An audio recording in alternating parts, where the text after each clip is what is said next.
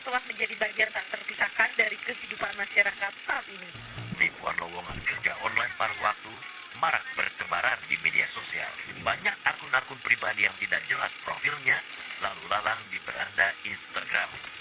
Musikus sekaligus politikus Dhani Ahmad Prasetyo alias Ahmad Dhani divonis 1,5 tahun penjara dan dianggap melakukan tindak pidana ujaran kebencian yang diatur dalam Undang-Undang ITE.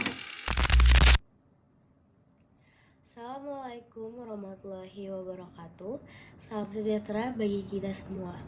Yang saya hormati dosen pengampu mata kuliah umum bahasa Indonesia serta teman-teman yang saya banggakan.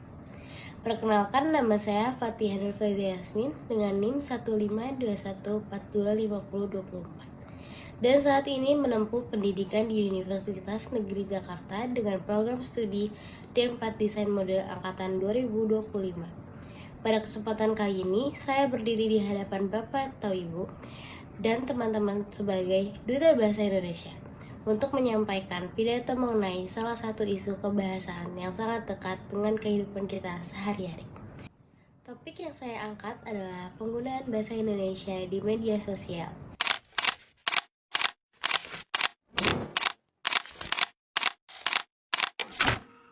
Media sosial saat ini bukan sekadar sarana hiburan, tetapi telah menjadi ruang publik digital, tempat masyarakat berkomunikasi, menyampaikan pendapat, membangun citra diri, bahkan mempengaruhi opini publik. Oleh karena itu, bahasa yang digunakan di media sosial memiliki peran penting dalam mencerminkan kualitas berbahasa masyarakat Indonesia. Jika kita perhatikan, bahasa Indonesia di media sosial digunakan secara luas oleh berbagai kalangan, mulai dari anak-anak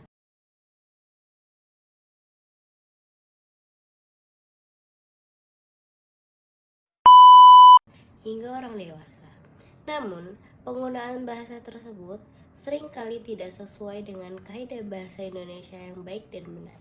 Campur aduk bahasa Indonesia dengan bahasa asing, penggunaan singkatan yang berlebihan, pemakaian istilah gaul yang tidak sesuai konteks, serta pengabaian ejaan dan tanda baca menjadi hal yang lazim ditemui. Bahkan, dalam situasi formal sekalipun, bahasa yang digunakan seringkali cenderung tidak santun dan kurang memperhatikan etika berbahasa. Fenomena tersebut menimbulkan berbagai permasalahan kebahasaan. Yang pertama, menurunnya kesadaran masyarakat, khususnya generasi muda, terhadap pentingnya penggunaan bahasa Indonesia yang baik dan benar. Kedua, terjadinya pergeseran nilai kesantunan dalam berbahasa, di mana ujaran kasar, sarkasme, dan provokasi mudah ditemui di media sosial. Selain itu, penggunaan bahasa yang tidak tepat juga dapat menimbulkan kesalahpahaman makna, konflik, serta memperburuk kualitas komunikasi di ruang publik digital. Di satu sisi, media sosial memiliki dampak positif bagi perkembangan bahasa Indonesia. Media sosial dapat menjadi sarana penyebaran kosakata baru, memperluaskan jangkauan penggunaan bahasa Indonesia hingga ke tingkat global, serta menjadi wadah kreativitas berbahasa. Namun, jika penggunaan bahasa Indonesia yang keliru terus dibiarkan, dampak negatifnya tidak dapat dihindari. Bahasa Indonesia dapat kehilangan fungsi sebagai bahasa persatuan, menurunnya kualitas berbahasa di dunia pendidikan, serta melemahnya identitas kebahasaan bangsa Indonesia di tengah arus globalisasi. Untuk menghadapi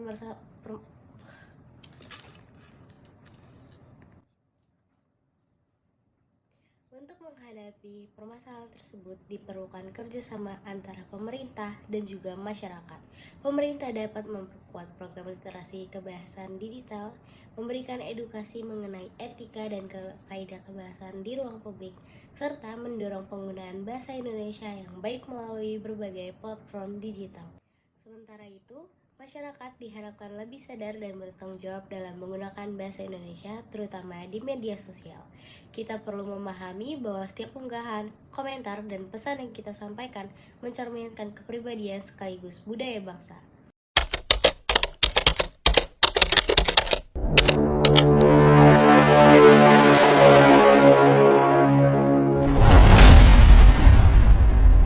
Sebagai Duta Bahasa Indonesia, Saya berkomitmen untuk berperan aktif dalam mengampanyekan penggunaan bahasa Indonesia yang baik, sopan, dan santun di media sosial.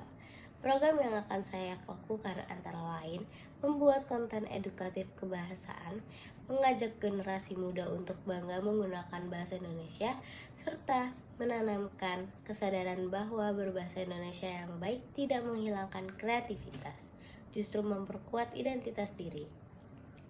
Sebagai penutup, marilah kita bersama-sama menjaga bahasa Indonesia agar tetap bermartabat di era digital.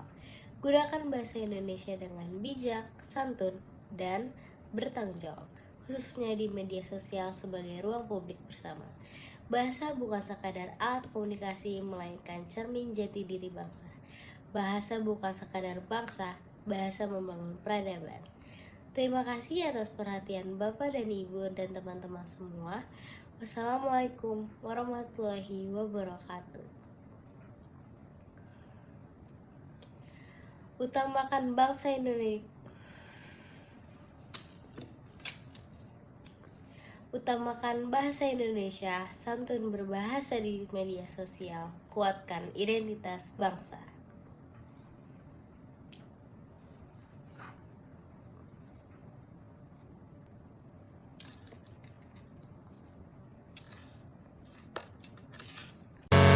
The devil is real.